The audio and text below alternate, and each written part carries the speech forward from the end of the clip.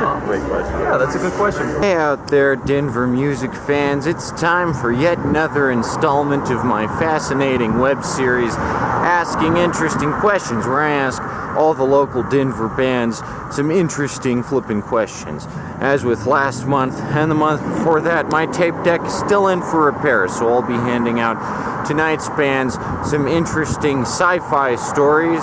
But anyway, let's get this underway. Head down to the Merc Cafe and ask some interesting bands some very, very interesting questions. Asking interesting questions. Asking interesting questions. Asking interesting questions. Asking interesting questions. So we are here with MYNDER. MYNDER, right? You Lord. Ian. Angie. Psycho Felix, right? Psycho Felix. El Javi. I'm El Javi. Tarzan. And Mick. Of Reckless Road. Skylar. Of Sold Out. Question 1. What would you say you add to the Denver music scene? Originality. Psychedelia. Rock and roll. Someone goes to one of your shows, what do they get that they can't get anywhere else, would you say? They get a whole new sound that they have not heard before, and they get a fantastic show. Like that. They get a free orgasm. Okay. They get everything we'll leave on stage. I think I add diversity.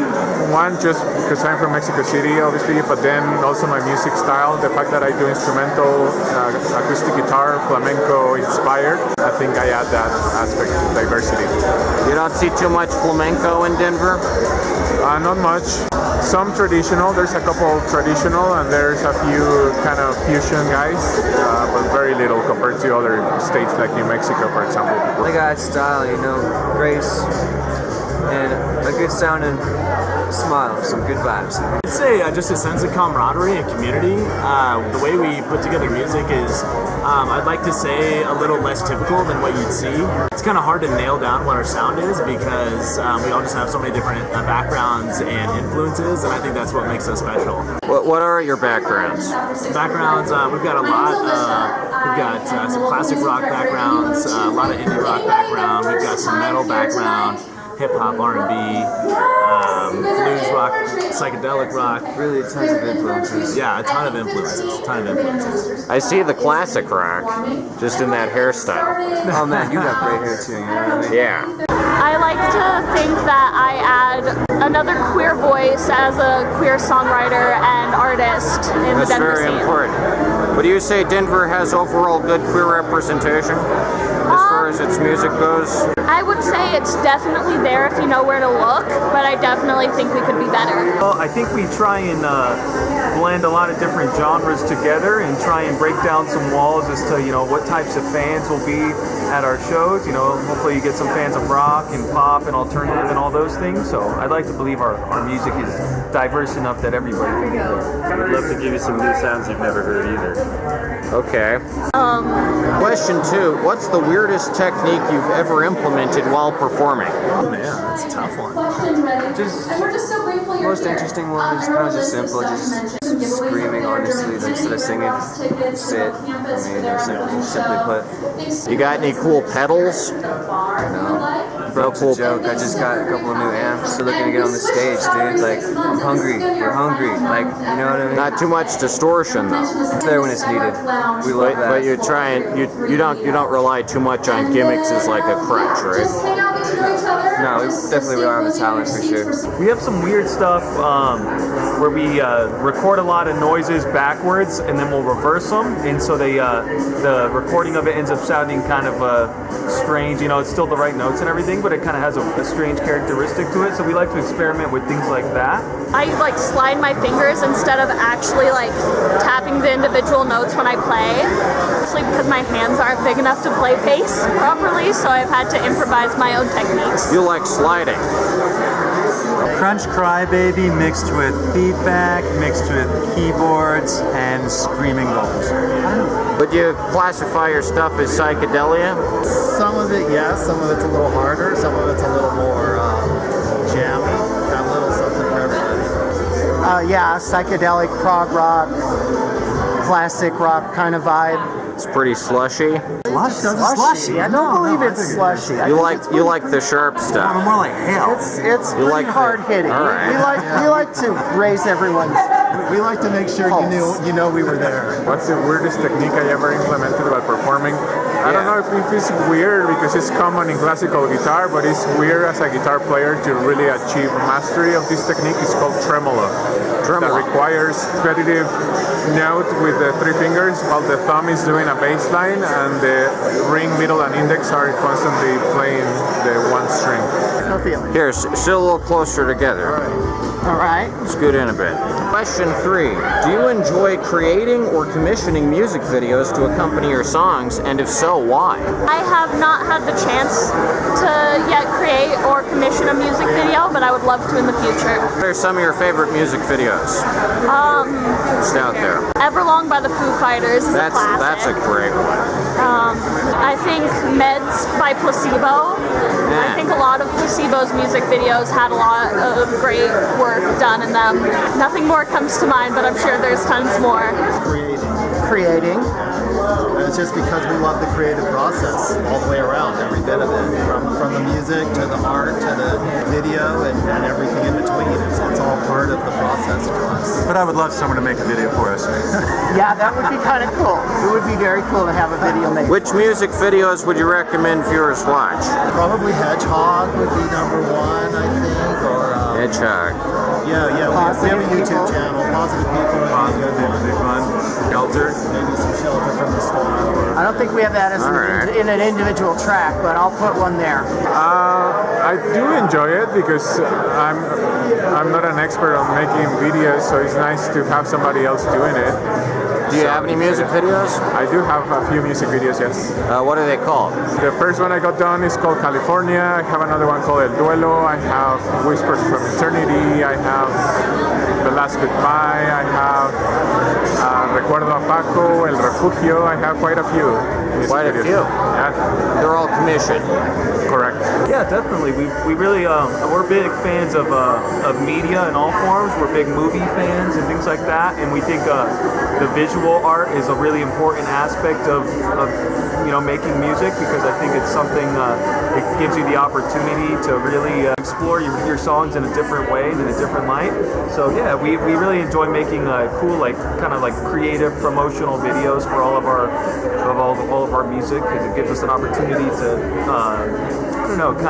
get in touch with another passion of ours, which is just like movie making and stuff. Yeah, a lot of people can agree that it's more than just music that can inspire you. Or music. What are some of your favorite movies? Oh man. Obviously the oldies. Yeah. Mine, per se, I like old horror movies like Phantom of the Opera, The Mummy, Frankenstein, stuff like that. Like a lot of the old stuff from the 80s too, like Back to the Future, all those classics. All right. So we're not quite to that level yet. We just started, about 2 months ago? 2 months. 2 months ago. So right now we're really in play and write mode. I would agree. Fresh snap. But just the way we sound, man. The potential. Oh my god. If you recorded, just a band session or two, it'd be professional, I think, but like you said, we just don't want to sound good enough. We just want to sound like let's intergalactic rubber band snap, I think kind of what we're trying to pose as, and again, we're still trying to figure it out, right? Still really fresh, but just a sense of rawness. I don't want to be super dolled up, and I think the band's on the same page as far as we don't want to be super, overly tight, overly tied up, buttoned up. I think just the rawness of the music and the flow, as well as leading into music videos. I think that we're going to try to incorporate that into music videos as well. That's a good question. Question 4. Do you prefer going on tour or staying in Denver? I prefer going on tour. I love the aspect of being in a new place, meeting new people, and to perform in different type of venues. Traveling itself is something that makes me feel alive. Where have you gone on tour? I've gone to Canada, I've gone to Mexico, I've gone to Europe. that's about it.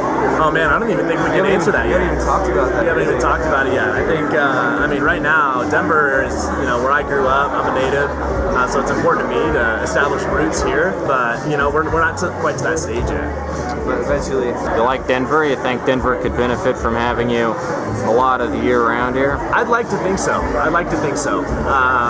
We'll see, right? We have yet to play a live show, so we've got a lot of work to do as far as that goes. All right. I would love I'd to go on tour if I could. I work remote. I can go on tour. How long have you stayed in Denver? I grew up here. I was born in Detroit, but I grew up here in Denver. As a band, though? Oh, as a band? 4 years. Yeah, 4 years. 4 years?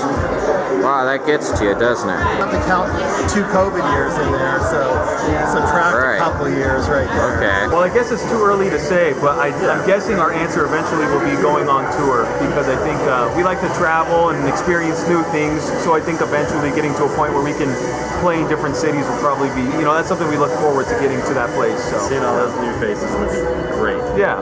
I've never had the chance to go on tour, but I would love to be able to in the future. Okay. You stay in Denver for the most part? Denver metro area, more Broomfield, Westminster, Arvada, every Broomfield and area. Westminster. Yeah, because they can always use some rock vibes. Absolutely. Question 5. How do you encourage fans to continuously engage with your music? We try and create interesting and intriguing social media content that allows fans to engage on a regular basis. So even if we don't have any new music at that very second to promote, we're trying to find creative ways. Now we have like a tournament bracket with all of the artists that influence us, and we have all the fans vote between who their favorite artists are to see who wins. So stuff like that, just to keep the fans engaged while we work on new material and while we get some live shows going and stuff like that. It's a fun strategy. I think the best way I encourage them is by sharing and being open and vulnerable with who I am. So I feel like that helps my fans to connect with me as an artist, and then it just encourages them to listen to my music and go to my shows. Have fun with them. That's the main goal. We'd like to have fun. Like, we love to build relationships with good people. Like-minded, beautiful people, beautiful souls. Like yourself, man. I love the hair. Yeah, dude. The main goal is just have fun. We like to encourage the fans to come in and just like we just like to talk about it a lot. Just glue a smile on people's faces. Just that's what it is. Like having fun. Yeah, no, I'd agree with that, and I think you can't force people to be engaged or like what your sound is or what you're producing, and so I think to that point, I think it's creating a pool of shared meaning. Like we're just a couple of guys, from Denver, making music, so that sense of I don't even know how you describe that, but I guess humble. That's kind of the biggest point there is saying humble and just like having a conversational type of platform to All right. keep people engaged. I guess. Sustained humility. Yeah, that's a big emphasis. Keeping in touch and grounded. I think good social networking is super important for a band's success, especially now in the era of social media. I think like individual interaction with fans before and after a show is a great way to also get fans more engaged and excited. Simply listen to us. You'll be engaged. We are putting our music out on all of the major streaming services. We have a TikTok, we have a YouTube, we have a Facebook. I think we're supposed to get a Twitter and we're supposed to get an Instagram, and we need to talk about that. I just play guitar. And ukulele. You can find us anywhere you consume your music. You can find us. Okay. Those are some great answers. Here is your free sci-fi story. Oh, There cool. you go. Thanks a lot. Appreciate that. There you go. Sci-fi I story. need to get my reading glasses. Here's your free sci-fi story. There you go. I already gave you your sci-fi story, right? Yes. Okay, and your band's called Sold Out. Sold out, yes. There's your free sci-fi story. Enjoy. Thanks, man. Appreciate it. Okay. Well, what did I tell you, people? Is Denver absolutely bursting over at the seams with musical talent or what? Tonight's band certainly proved that Denver has a ton of hard-working, interesting groups who want to share their message with the world. And hopefully I can be a part of that process in some small way. That's it for this episode of Asking Interesting Questions. I've been doing this series for almost an entire year at this point. The amount of crazy good bands never fails to completely amaze me, razzle-dazzle me even. That's going to be it for this month's installment, but until next time, I'll catch you on the flip side when we ask still more interesting questions. Asking interesting questions. Asking interesting questions. Asking interesting questions. Asking interesting questions.